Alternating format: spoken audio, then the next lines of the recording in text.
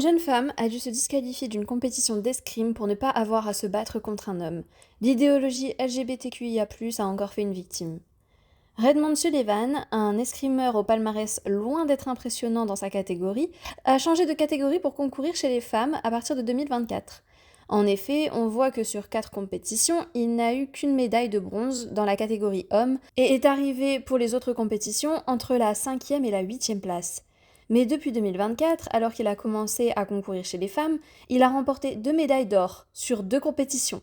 2 médailles qui auraient dû être remportées par de véritables femmes qui se sont ainsi fait spolier leur victoire. Cette semaine, une escrimeuse devait concourir contre lui, mais celle-ci s'est vue dans l'obligation de déclarer forfait pour protester contre cette injustice. Non, cette personne n'est pas une femme. Elle ressent ce qu'elle veut, porte ce qu'elle veut et agit comme elle le veut, dans le respect de la loi bien sûr, mais ce n'est pas une femme. C'est une personne qui a bénéficié des avantages sportifs d'une puberté masculine, avec des muscles plus développés, une autre forme d'endurance et des hormones considérées comme des produits dopants par l'Agence mondiale antidopage, à savoir la testostérone. Et oui, la testostérone augmente la masse musculaire, la force et l'endurance. Cette personne étant un homme biologique ayant bénéficié d'une puberté masculine, a ainsi un fort apport en testostérone, développant sa masse musculaire, sa force et son endurance. Mais ce n'est pas tout, sa densité osseuse est également complètement différente de celle d'une femme.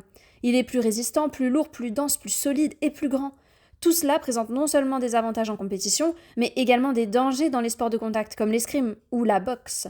On se souvient d'ailleurs du grand débat autour du boxeur Iman Khelif lors des Jeux Olympiques de 2024. En ce qui me concerne, je pense que si un homme devenu femme ou une femme devenue homme souhaite concourir dans une épreuve sportive, cette personne devrait pouvoir le faire dans une catégorie qui lui est propre, avec d'autres personnes qui étaient également hommes avant et qui ont transitionné, ou inversement. Et vous, qu'en pensez-vous ? Dans tous les cas, je soutiens fermement cet athlète et j'espère que sa carrière n'en pâtira pas.